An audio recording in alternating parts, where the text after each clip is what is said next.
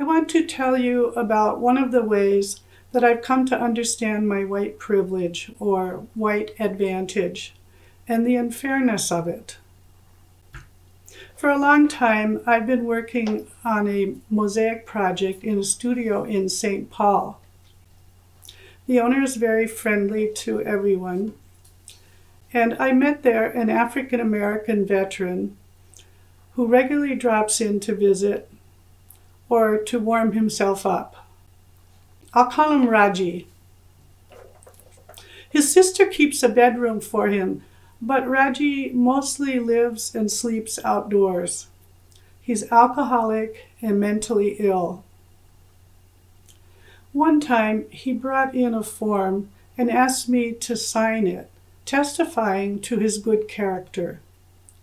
When he leaned in to show me where to sign, I smelled his breath. It was thick with alcohol. I immediately flashed on my dad. That's right, I thought. Dad was an alcoholic too. He was also a veteran, Air Force. After completing 2 tours of duty in World War II, he spent months in Florida in a military rehabilitation hospital for PTSD. He was also diagnosed there with major chronic depression.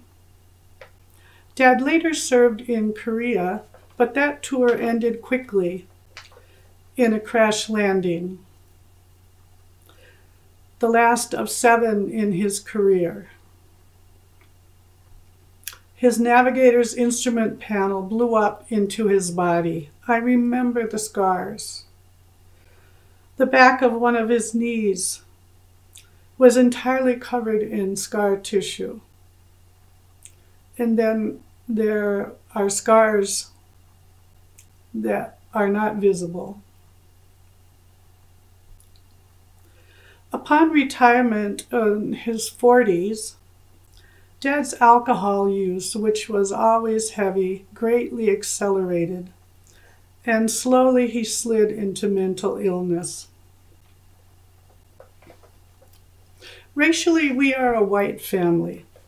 My genealogical research goes all the way back to the Massachusetts Bay Colony in 1630.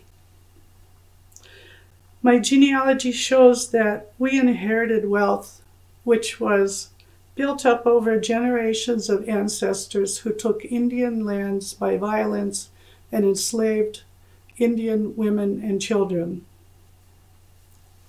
This inherited wealth in my father's family paid our way out of Dad's alcoholic financial fiascos. When I was 6, he lost a year's salary in an evening's card game. When I was 16, a sheriff's sale notice was nailed to our front door for non-payment of the mortgage, etc. Dad's parents were always able to buy his way out of trouble. If he had not been born white, my father and our whole family too could have been homeless, begging on the street. I don't know any of the details of Raji's wartime service, but I do know generations of his family were enslaved. So they could not hand down accumulated wealth to him. Who in Raji's family can buy him out of trouble or get him the help he needs? A homeless man once told me, "The worst thing is no one meets your eye. It's dehumanizing." That was me. I always averted my eyes when I drove by homeless people begging on the street corner. I didn't want to see their pain.